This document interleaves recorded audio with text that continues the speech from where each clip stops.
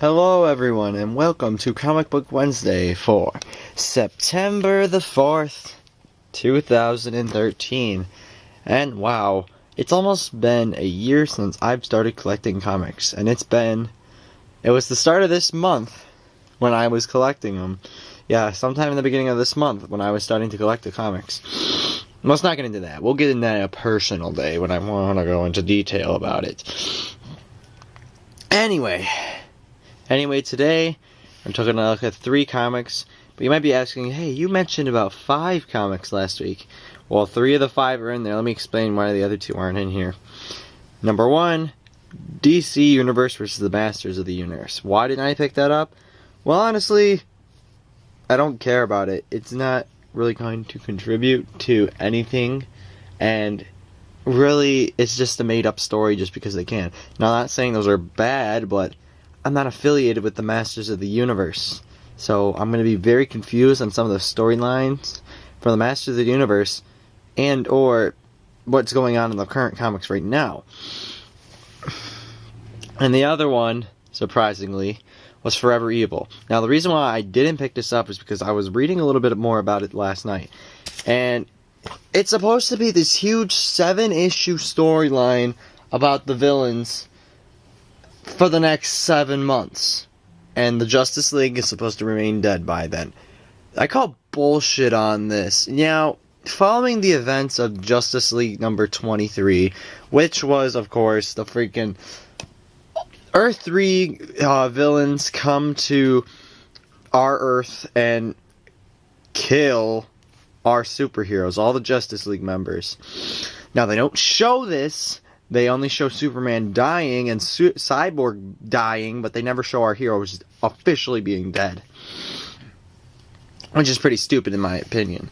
But, you know, it's what they want to do over at DC because they have the right idea right now. Not really. It sucks to see that my favorite comic book company is kind of screwed over right now. And the situations that they're going through are not pretty good.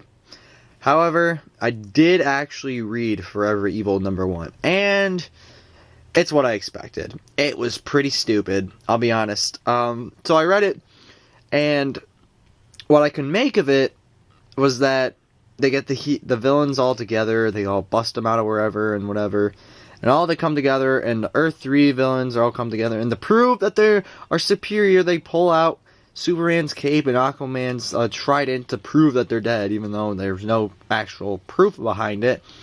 And then they have a Nightwing tied up in, I don't know what the evil Wonder Woman is called, but her lasso, which, yeah, and then they reveal who he is, which kind of screws him over. Which, is that going to affect his regular storyline? There doesn't seem to be any affiliation with his storyline right now, because right now he's kind of dealing with Tony Zuko and all that, and we're going to have to wait a whole nother freaking month for that to end. Plus, the Justice League is all dead and stuff. So, basically what you have is Nightwing is our hero, which, for me, that is a good thing, because Nightwing is my favorite hero of all time, but he's stuck in probably a shitty series right now. I'm not looking forward. I didn't pay the $4 for it. I'm not gonna go read it.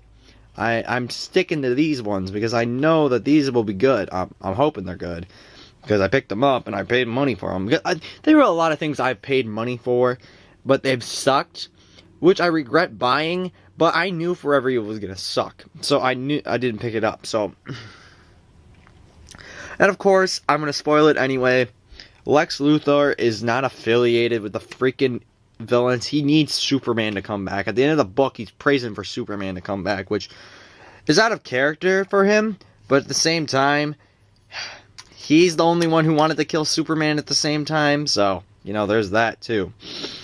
So we're kind of screwed over right now. My favorite hero is getting screwed over. The whole DC storyline is getting screwed over with its editorial staff as well, and we're basically going to get screwed over for Justice League books for right now, and no one's going to care for it. All the storylines aren't going to care.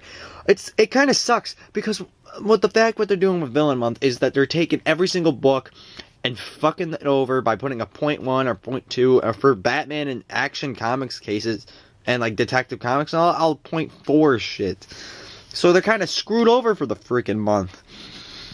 And collectors are going to be pissed because they need to get all the collections. And of course, DC didn't have enough copies made of the freaking 3D covers that, of course, they sent out regular 2D covers to make up for it. But no, they didn't print enough, which is stupid because DC knows that a lot of comic fan bases are going to want to pick up all of them. So, with that being said, why don't we finally go into the comics and look at them, because I'm ready to fucking throw a fit. Anyway, let's look at Marvel's side of things right now. Right now, Marvel seems to be doing kind of a stupid thing as well, because they just released another event book this year. They started another event series, Battle for the Atom for the X-Men. I just want to go into that a little bit. Marvel needs to slow the freaking down on the event comics, because, oh my god, every other time they're doing an event comic like every other month. I'm not even kidding.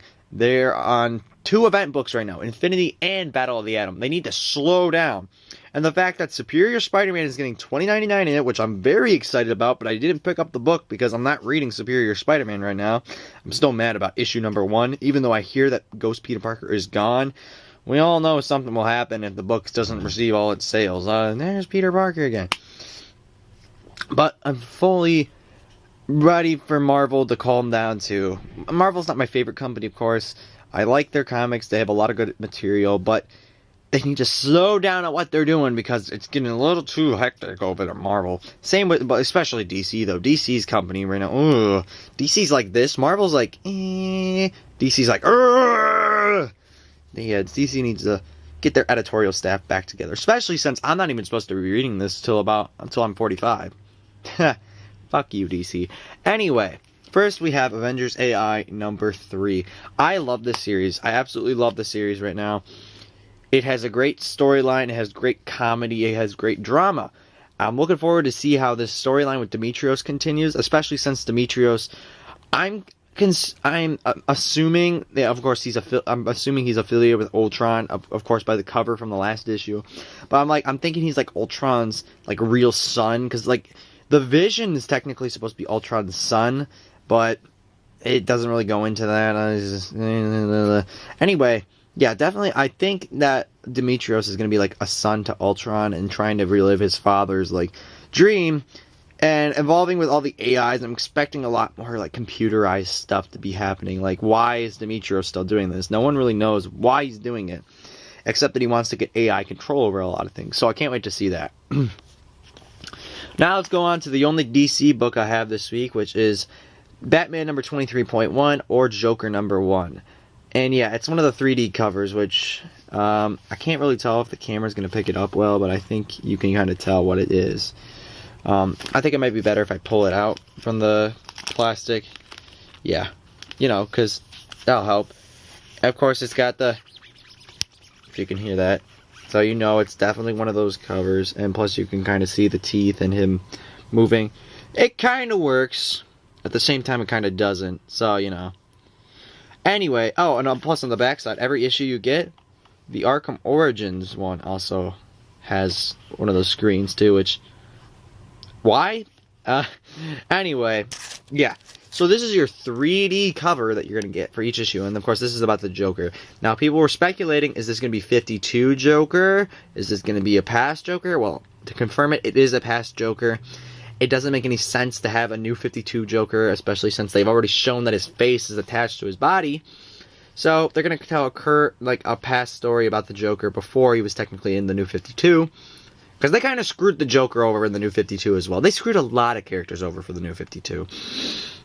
But I am looking forward to this. Andy Kubert does the writing for this, and Andy Kubert does a decent job on Batman books. So I'm suspecting this to be a decent book. And I don't remember who the artist is. I know it's not Greg Capullo, but I believe he did the cover for this. No, it doesn't look like it. But this does look like his artwork though, so I wouldn't be surprised if it was actually Greg Capullo who actually did the artwork for this. However, I hope this is a really good book, especially since we're supposed to be looking at only the Joker. Batman's not even supposed to be in it, which is pretty cool. But with that being said, let's move on to our final book, probably the best book of the week, I'm probably going to guess, is Infinity Part 2.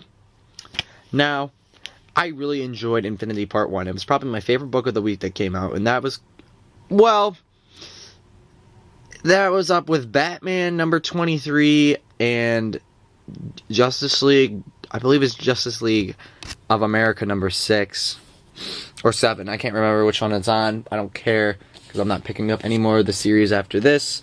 And I think that was it. I don't remember, but I believe Batman probably beat it.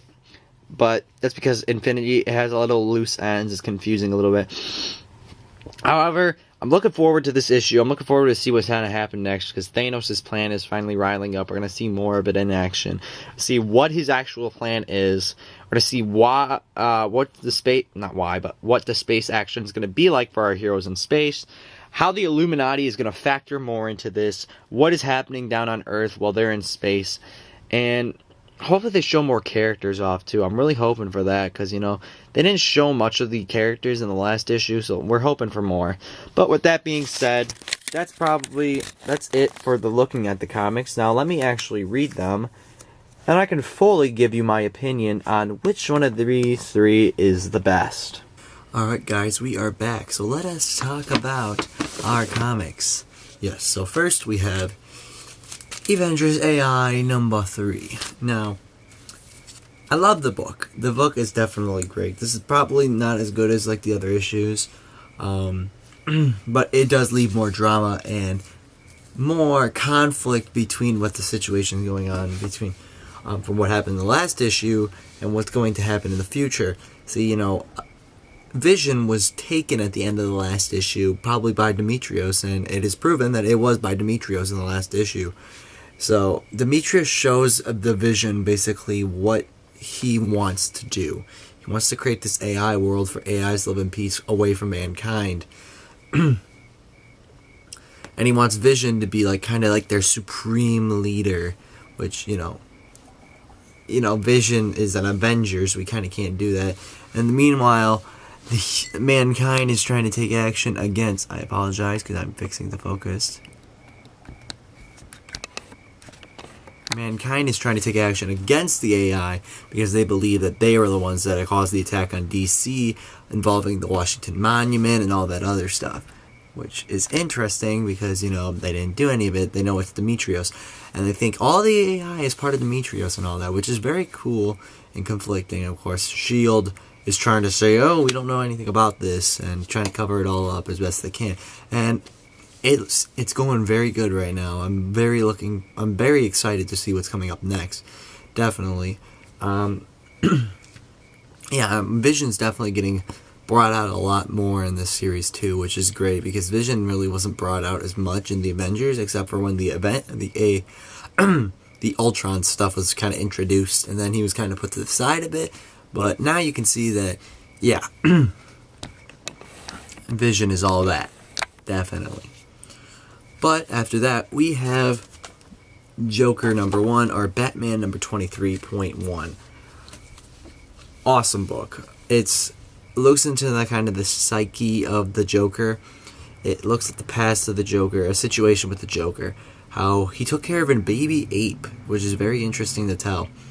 And it looks back at kind of his childhood, how he really didn't have like a mother figure. He had his aunt, which she wasn't the nicest person in the world, I'll tell you that for sure, and it kind of affects his mind. I really did enjoy the book, except for one thing. I did not like the design of the Joker in this book. His design looked very awkward, if you get my drift. I mean, when you look at the Joker, like, look at this picture of the Joker. So I apologize, they're not much light. But if you saw previously that good picture of the Joker, he looked great. But in this book, he just... I don't know what happened when Andy Clark drew him, but he looks weird. Like, extremely weird. Let me pull... I'm sorry guys. But it's just weird. He doesn't look right. He doesn't look like the Joker we're most commonly with, which is either a good or a bad thing. It can mean that they're trying to make him more of a person, but he's the Joker. There's no way you can make him a person. Well, kind of the same person that I say human. Which, you know, it's kind of silly to do that as a design. You know, make him more human. Seriously, that's not the best thing you could do. But the storyline is great. Joker, you know, living through the Joker's past. I don't think it's going to be the best villains issue, though. I think that's going to be saved for next week, which we'll get to when we finally finish talking about these three. Finally, our last and next book, Infinity #2. We look at what's kind of going on after a bunch of the Avengers went into space to go save this cosmos about this planet. And it's kind of mixed for me. Like, it's all over the place. You can't really tell what's kind of going on. There's a storyline. Of course, there's a storyline of these Avengers going through space and, you know, getting to this area where they have to fight. And along with Thanos' storyline of how he's going to Earth, and the Illuminati storyline, which, you know, talks about Thanos' plan more. It's just kind of all over the place. They don't really give you much of an idea of what's really going on and who's really on what side. And there's a scene with, like, the X-Men in it randomly, which made no sense. I guess they might be talking about Battle of the Atom in there, but there's no really definition of that's really going on during this. So you can't really tell what's going on. It's just kind of mixed all over the place, which is kind of upsetting because, you know, I'm looking forward to reading the next issue, knowing that there's more stuff to learn about, but it's just, ugh. The design of how they put it wasn't really good. I mean, they could have probably put some of the stuff in New Avengers or the Avengers comic, which would have been fine, but it's just weird. I don't like how they put it in this book. So, kind of disappointing for me. However, the artwork was actually pretty good, I have to admit. So, what were my favorite books this week? Well, there's only 3, so they're all in the top 3. So, number 3, unfortunately, is Infinity #2. Yes, unfortunately, this didn't get high on my list. It failed on some parts, but it's a good book overall. I can't say that it sucks. I just can't say that it's, like, really good. Hopefully the next part will be better. I'm really hoping for that, because, you know, it was a really good book. Next, I'd have to say Avengers AI #3. The storyline is great, the characters are great, the artwork is great. Just, you know, some of the conflicts of, like, the drama between the humans and the AI kind of doesn't make sense. I mean, you can't really blame it on the AI, and how S.H.I.E.L.D. says they're not really a part of it is just kind of stupid in that own way, because, you know, S.H.I.E.L.D. is technically a part of it if they assigned it. And and the Demetrios character is actually really cool. I have to admit, I'm very excited to learn more about this character. And they don't really go into more about him being Ultron's kind of son. They talk about how Ultron's kind of conflicted with how he was built, but they really don't go into much more of that. And the decision that Vision has to make towards the end of the book is kind of cool, even though he has to make another decision in the next book. Plus, you have to admit, the characters are getting through better story arcs. And finally, #1, though, has to be the Joker, issue #1, or Batman #23.1. Even though the design of the Joker looked like poop, honestly, it wasn't the best design in the world. I have to admit, the story is excellent. It's another great Joker story. It's like The Killing Joke, or the Joker comic book written by Brian Azzarello. I can't pronounce his name correctly. I'm sorry if I butchered that. But he writes Wonder Woman and The Flash right now. Yeah, it's a great story. It's one of those Joker stories that's going to go down and, like, pass on. Andy Kubert definitely did a great job writing the story. Even though Andy Clark didn't do he didn't do a horrible job. He did a really great job. He just wasn't, like, perfection, because he didn't get the Joker, like, designed correctly. But I can understand where he's coming from, though, which makes it good. But with that being said, what about next week? And I don't need to look at my computer for this, because there's only 2 next week. I know, disappointing that there's not as many comics as you'd think there would, being that it's Villains Month this month. But we are getting a Villains book, but then we're getting one Marvel book as well, which, you know, is good. So, let's start off with the Villains book, because, you know, hey, villains. We are getting Batman number 23.2, which is The Riddler, which is going to be written by Scott Snyder, and I'm not sure who the artist is. I know it's not Greg Capullo, which is unfortunate, but it's going to be tied into Zero Year in a way because, the main villain of Zero Year is the Riddler, which is a very interesting choice when people do it. I mean, when you think about, like, the first villain Batman fights, you think of, like, Ra's al Ghul, or, like, fighting the people, the Mafia of Gotham, or, in fact, the police, because he really was in a war with the police when he first started. But the Riddler is a very interesting choice, especially since the fact that it's kind of like the same thing in Batman Forever, except for the fact that Batman Forever wasn't the origin story. It was just, after the other Batman movies in a way. In a way, yeah, quotation marks. And how, Edward Nygma worked for, like, the Wayne Foundation, but he didn't exactly work for, like, Bruce Wayne. And it's the next day. I apologize that I didn't upload this on time, but, it is going up. But anyway, the other book I was going to mention was that I'm picking up Mighty Avengers number 1. And that's probably it for that series that I'm picking up, but it's a tie into Infinity, I guess. They make it basically the heroes who are left on Earth basically defend Earth from, like, Thanos and all that. So that'll be kind of interesting, I guess. I mean, it's got Luke Cage, Superior Spider-Man, and, like, all these other characters that I can't think of on the top of my head.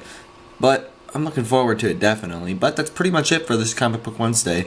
And yeah, thank you for watching, and I hope to see you soon.